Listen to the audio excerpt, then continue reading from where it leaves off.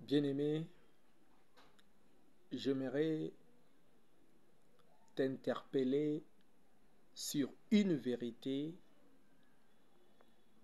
concernant la puissance du Saint-Esprit ou l'onction du Saint-Esprit. Beaucoup d'enfants de Dieu désirent être oints,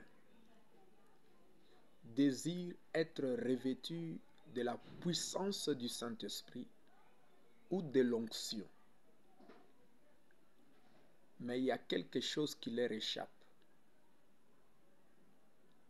Cette vérité que je vais te partager, c'est que il n'y a pas d'onction sans interdiction. Je reprends. Il n'y a pas d'onction sans interdiction. Si tu désires être oint, si tu désires être touché par Dieu, il faut que tu saches que l'onction de Dieu est toujours accompagnée d'une interdiction.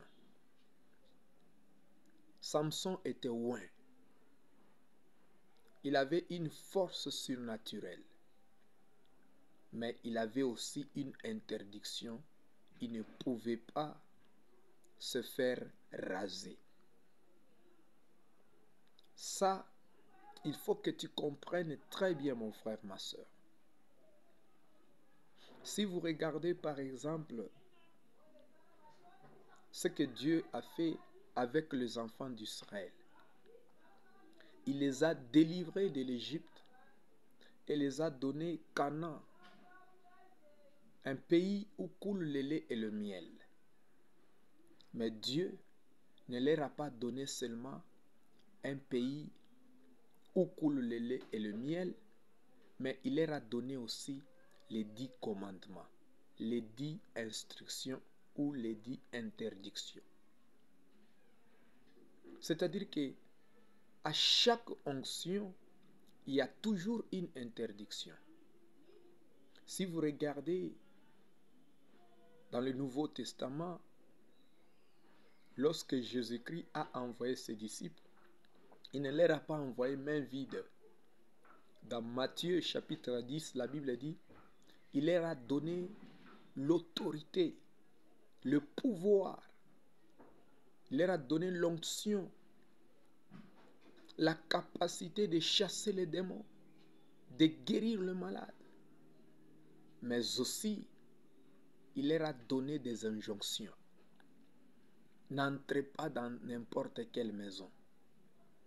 N'allez pas vers les villes samaritaines. Ne saluez personne en cours de route. Si quelqu'un ne vous accepte pas, ne laissez pas la paix dans sa maison. Partez avec votre paix. C'est-à-dire que Jésus a donné à ses disciples l'autorité de pouvoir chasser les démons, guérir et ressusciter les morts, mais il leur a donné aussi des injonctions. Il leur a dit, ne prenez rien.